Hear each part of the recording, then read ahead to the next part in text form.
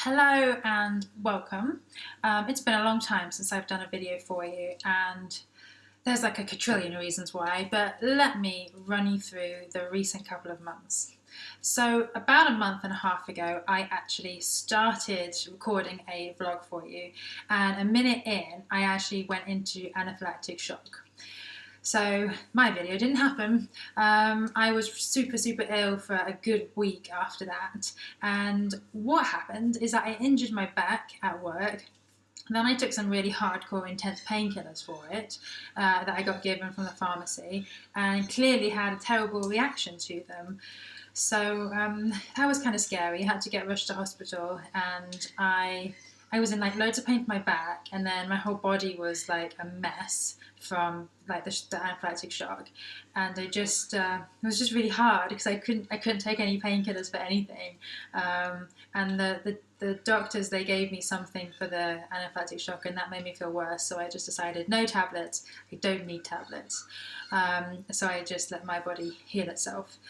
Saying that, my shoulder then went out. So my back kind of got better, and then my shoulder was like, and it's been going into spasm constantly for almost a month. And it's really hard to deal with, and I'm knackered all the time because I'll go to sleep and then my shoulder will go and it wakes me up.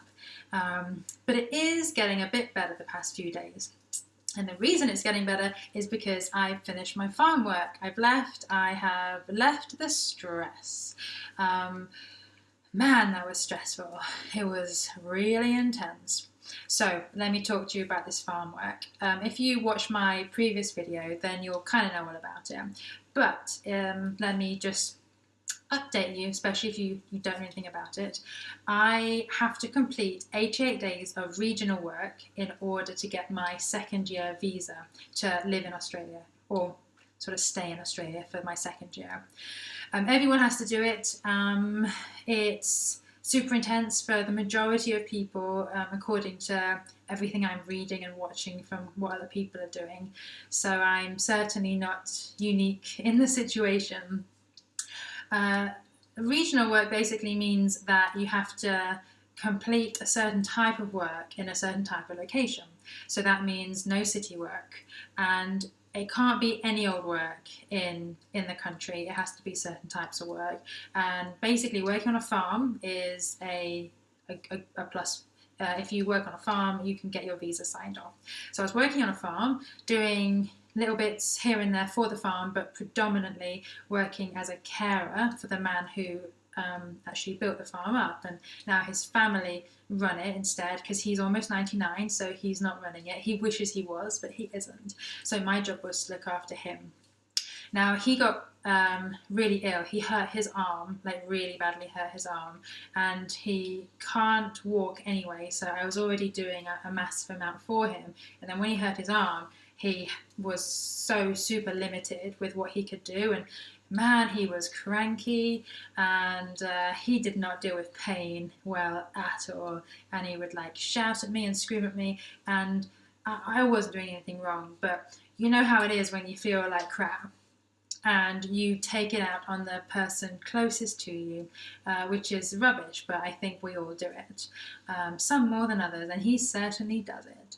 So I was like his verbal punching bag, I guess, because I was literally the only person there, and it was really difficult to deal with. I mean, the job itself is difficult. I guess most people probably wouldn't want to do it. I have no problem doing it because I want to make someone's life better and easier. But I was doing things like basic stuff like making breakfast and lunch and dinner, but then also I was helping him shower because he couldn't shower, and helping him go to the toilet, and helping him get dressed, and taking him out on little trips, and enjoying the same stories over and over again because he keeps forgetting he's told me those stories, and cleaning and washing, and all that fun stuff. So that kind of thing is it's totally fine. Like, I've worked as a carer many times in the past back in the UK, so I enjoy being there for that person, helping them and making their life better.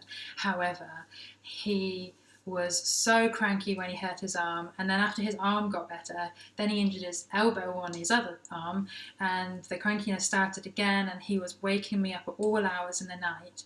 So it went from being a 12-hour-a-day job 7 days a week to being 24 hours a day, and I was constantly exhausted, and I felt like I couldn't even look at myself in the mirror because it didn't look like me. I was so tired, and I still don't feel like myself at the moment. But I'm gradually getting myself back. But yeah, it was intense, and I kind of felt like I was in a prison some of the time because I couldn't leave. I originally thought I would be able to get out in the evenings and go and make some friends, and I had all these plans in my head. It's like, I'll go to the gym, I'll do yoga, I'll go find a music group because I'm near a country music place and I love country music, and I love playing it and singing it, and I was like, I'm going to do all of these things, and I couldn't do anything because I couldn't leave the house. So it was really hard, but I've done it. It's all done. I have my paperwork. I just have to get it sent off to the visa people and pay for my visa and get it all officially registered so I can stay here for my second year. So that's amazing. It was intense and hard, but I did it because I love this country. I love being in Australia, and now I get to be here for an extra year. So hooray! So that was that. I think I told you about my cats last time. I had farm cats or farm kittens. One of them, little Boots, my favourite, he got attacked, really badly attacked by one of the farm dogs, and I was mortified. It was just awful. And then the other little cat, Puss. I named them Puss and Boots because Boots has little booties, little white booties. It's so cute. Then she got almost attacked, but I saw the dog going at her, and I ran and I grabbed her just as the dog grabbed her, and then I grabbed her, and it was all this dramatic and then I managed to get them rehomed. And the place I'm in now is where they've been rehomed. So I've been able to spend a few days with them, and they're so cute. They're so much bigger, but they remembered me, and they're just lovely. So I got the cats rehomed. That's really good. So that's nice. So after I finished on the farm, I decided I need to go do a road trip because I'm here to travel, damn it, and I haven't travelled in ages. So I still have my van, and I went and did a road trip around the northwest part of New South Wales. So I was inland, so I was in the bush, the actual outback. I think you can call it the outback because you're far inland enough, and things are red. And that's cool because nothing's red like that in England. It was awesome. And I saw emus, loads of emus, and they're really massive and really cute. That was just along the road, just hanging out. So that was kind of cool. So I actually went to a place, first of all, called Moree. And Moree is really famous for its artesian hot springs. And so the water is meant to be really healing. And I was like, I am going there to heal my shoulder and heal my back. And I don't actually know if it helped. But when I was in the water, I had no pain. And I was like, I could stay here all day. And I did stay in there for ages until I overheated. It was really nice. So I was there for 2 days. Then I went to a national park just outside of a place called Narrabri. I forget what the park's called, but basically it's a mountain, a massive mountain. And you drive all the way to the top to the different lookout points, and there's campsites, free campsites, and they're not free, you donate, and they have barbecues and stuff. So I drove up in my van, and my God, it was so scary and so intense because the mountain goes around like that, like a spiral, and it's all off-road type terrain, so it's bumpy and there's so many holes, and it's just not a good road for a van. I mean, I would not recommend going up a national park mountain in an ex-Telstra van, or any type of van for that matter. You need better wheels. But still made it. Slept in my van in the campsite for a night. It was really, really, really beautiful, and there's kangaroos everywhere, and they're just chilled. It was so cool, and butterflies I've never seen. I took some photos. I'm going to have to put all these photos somewhere for everyone to see because it was amazing. like just I don't know what the word is, a mass of butterflies everywhere. It was really beautiful. And the views were incredible. And I took photos on my like Canon, my proper camera, but also I took some on my phone and I uploaded one of my phone ones to Instagram. And yeah, it looks amazing. Yeah, really, really nice, if I may say so myself. So you should have a look at that because it's really cool. So after that, I went to Lightning Ridge. Lightning Ridge is where I was most excited to go. It's well inland. It's like borderline, like Queensland / New South Wales. Like it's almost Queensland, so it's kind of far north. And yeah, it's cool because it's actually really, really famous for opal mining. It's the only place in the world, as far as I know, that produces black opals. So they are super rare and therefore super expensive. And then they have red opals, which are also like super mega expensive and rare.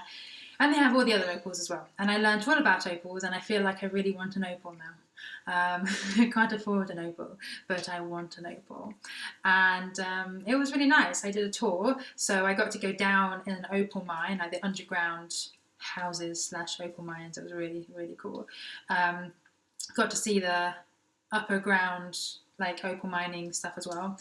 And we got to see how opals are made and like in the workshop. So like they find them rough, and you got to see how they're developed into like super shiny, amazing, sparkly pieces of jewelry. Yeah, and it was really nice. And also Lightning Ridge has like another artesian hot spa bath type situation, but it's free. And if I had known that, maybe I wouldn't have even gone to Marie. I mean, no, maybe I would because I kind of wanted to go, but it was just as good, but totally free. And oh my goodness, it felt so good, especially for my shoulder. I was just like, the pain has gone. And then I got out and it came back. So then I went back in again. It was really, really, really nice.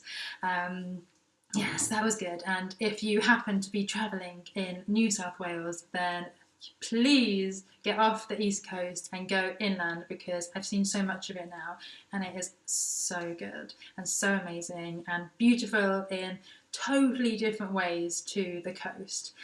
And you get to see all these amazing animals. So if you're like me, then that's like super awesome, because I love animals the mostest. So it was really nice. And now here I am in a kitchen in Dubbo. Dubbo's famous for black rhinos, and I haven't got to go see the black rhinos at the zoo yet because it's been raining since I got here, and zoos are too expensive to go and hang out in the rain. So tomorrow it's meant to be sunny, and tomorrow I will go to the zoo. And then I'm off to Sydney, and obviously I've been living in Sydney before. I was there for 4 months, and I'm not going to stay there for too long. I'm going to be there for maybe a month or a month and a half, and then we shall see. We shall see what happens. But I'm going to Sydney and hopefully getting a Christmas job. There's loads of Christmas jobs around, just so I can go and live a bit of a city life. I have all these plans. I'm going to do yoga and Pilates, and I'm going to eat out at actual restaurants, and I'm going to go like work out at the park and like do all the stuff that I do that I haven't been able to do since I left Sydney, because I couldn't do any of that stuff when I was travelling in a van, couldn't do any of it at the farm, and I feel really like floppy and like ugh, because I haven't had time to work out, because my 24-hour 7-day-a-week job left me absolutely exhausted. And although I've been eating really well, because I'm like big on like clean eating, I haven't been exercising, and I was always exercising, like not excessively, just like a healthy amount, and I just feel like I've lost all my tone and gone like all flabby. So I'll tone up and I will feel better and I will find my calm, because yoga and Pilates helps me feel calm. But I'm one of those people that's not very good at doing those things on my own. Like I'm always procrastinating, so I kind of have to find the classes, and then I get to meet nice people as well. So that's good. I definitely need to meet some new people. So that's it. That's my entire like 3 months all wrapped up for you. Now, what I wanted to do when I was at the farm that I didn't get any chance to do because I was so tired is I wanted to sort out my video that I all the video that I took on the East Coast for you to see, and I was just too exhausted to edit it, so hopefully I will be able to get some chance to do that now. And my blog, I haven't started it yet, but I've been wanting to, and again I was going to do it during the farm and I just couldn't. So there's all these things that I want to do and I'm really excited to do, and I want to be able to do my videos and my blogs and all that stuff on a regular basis, and video everything that I'm doing and put it all together, so I'm not just standing here talking to you. Not that there's anything wrong with standing here talking to you, I've got a lot to say. But I have big plans to really do it properly. So I hope that will go down well, and hopefully I will be able to get it all together and make it happen. So I shall sign out for now because I've been talking way too long, and I will see you all really soon. Goodbye for now.